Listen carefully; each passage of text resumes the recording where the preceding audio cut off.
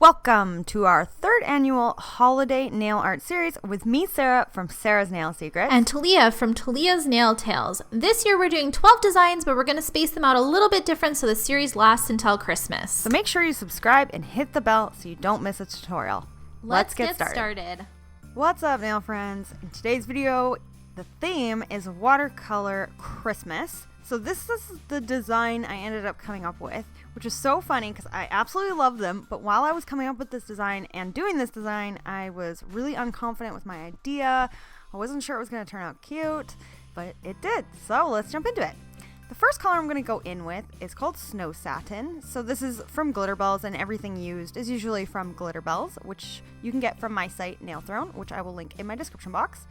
So I'm applying this to start on her ring finger, and it will also be on her pointer finger. She broke this finger nail, like she broke the nail, not the finger, sorry. She broke this fingernail again. I had to apply a tip on this one, that's why it's clear. The other nails I filed down. I didn't remove all the color because I'm just going to be going in with red on all those ones, so it didn't really matter that much. And I'm going to do a new set on her soon. Anyway, so this color is my favorite. It's shimmery, so it's super easy to work with. So if you guys are used to using a white that's kind of like sticky to your brush and hard to work with, this one is not like that at all. It's super easy to work with. So I apply a big bead at the cuticle area. I try to work it around the cuticle area to get it nice and even, and then I slowly drag and pull it down the nail. This is going to have the stamps and stuff on it, so it doesn't have to be completely perfect, but I do try to get full coverage.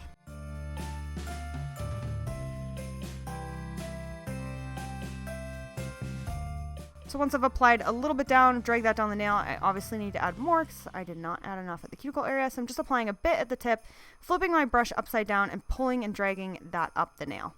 I decided to encapsulate right away with my Glitterbels glass slippers on just the white nails, and that was because I'm going to be going in with the glittery red, and I didn't want to contaminate my dish with red glitter and then get it in my encapsulated white nails. So I did do the white nails on both her hands, and then I encapsulated both hands, and then I'm gonna go in and do the red.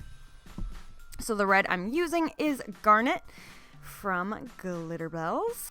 So picking up a bead, pushing it near the cuticle area. I accidentally had my brush a little wet there, so it's kind of dripping a little, so I wiped off my brush and then removed some of that liquid, and now it's good to go. So I like to get my cuticle area nice first, and then I just slowly pat and drag the bead of glitter down the nail. So when you're working with glitter, it's more of a pat and pull.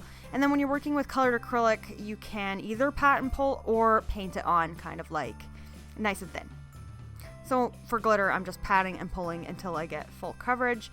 I'm just applying that underneath, and then the glitter I'm going to go in with over top is from Glitterbels, and it is called Rudolph's Nose. It's so cute. It's just like a red Christmas glitter mix with some holographic silver and gold in it. It's super pretty. So I'm just applying that on the nail, kind of put too much on and just wiped off most of it, and then I'm just applying a little bit more, just moving it around. Such a good Christmas red mix. I love it.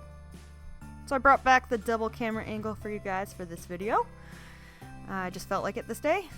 Lately I've been kind of like just doing what I feel like in the morning, so if I felt like filming both camera angles, then I do that, and if not, then it's just easier to do the one. But I don't know, I do like having the double, and you guys seem to like the double camera angle, so I'll try to add that in more if I can, you know, just have the patience for it. It's just like I have to work on two cameras, making sure they're both focused and they're both filming at the same time, and yeah, it can be a little difficult, but I will work on that for you guys more often.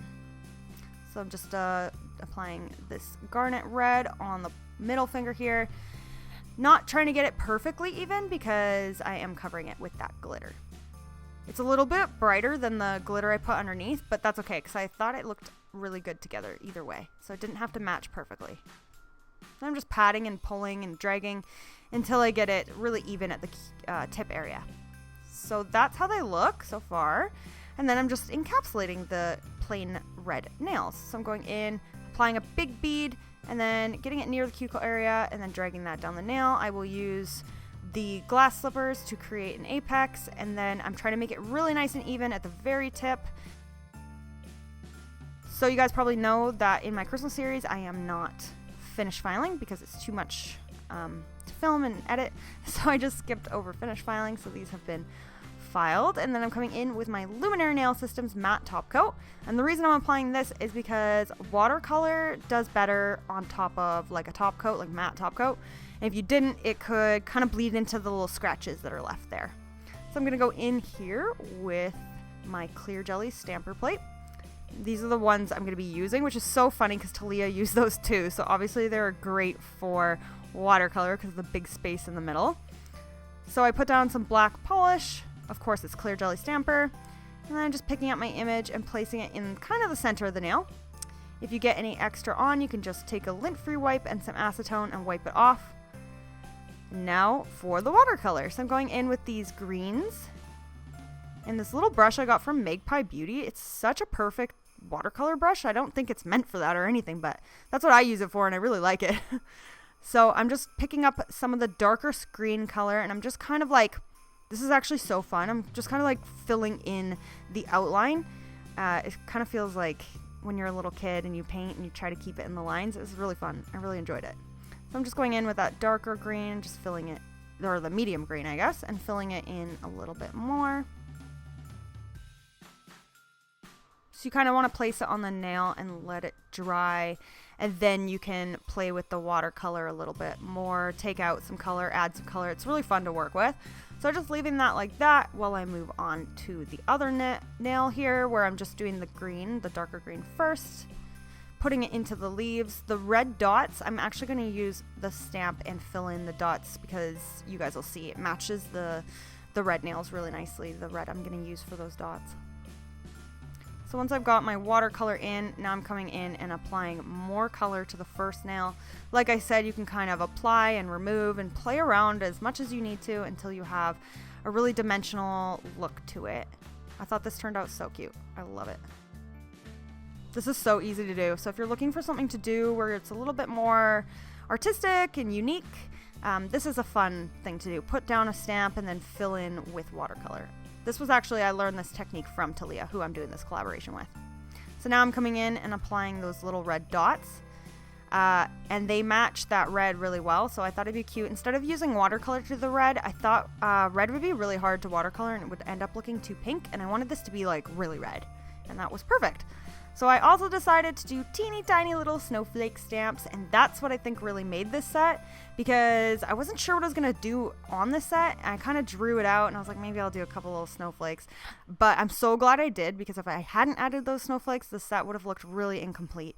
So I added those tiny snowflakes on both the nails, and now we're going in with some crystals. I added my Ugly Duckling Schtik It, and I glued down that big crystal first, and then I cured that, and then I'm just going in with some smaller crystals as well. And then I also added some crystals on the pinky and the thumb too, and gave that a cure. So now we can go in with full shiny top coat. So I'm using the Glitterbels No Wipe top coat, like I always do. And I'm just applying this on the nail and avoiding getting it on top of the crystals. Since they're genuine crystals, you don't want to get it on the crystals and ruin the shine. I also should mention, like I always mention in every video when I do this client's nails, that this finger right here in the cuticle area right there, this client actually went somewhere a long time ago who cut her really, really badly, and her skin has never grown back the same again in that one area. So it'll always be like that in all my videos. It's not something I did or anything that can be avoided. It's just a trauma. It's just trauma that's there forever. So ignore that. So I did actually have her cure the 3 nails first, because I was finding that the top coat was separating from the stamp. So I put down the top coat, and then I quickly get her to stick her hand in the light just so it doesn't separate. So I did that on both hands. So I kind of just like did the top coat, had her flash cure, did the other nail, had her flash cure. Anyways, here's the finished design. I hope you guys like this set. This turned out so much better than I had envisioned in my head, which sometimes you guys probably know that you can envision something in your head and it turns out completely not what you imagined. So I'm glad this actually turned out. Also, make sure you go on over and check out Talia's design. Hers turned out so fun and colorful. I love it. I will link her in my description box. Remember, this whole series is a collaboration between the two of us, so our videos are the same theme and they are different depending on what we ended up coming up with. So this is what she did. Make sure you check it out. Make sure you subscribe to both of our channels. Make sure you click the bell next to the subscription button in order to be notified when we post, and I will see you in the next one. Bye!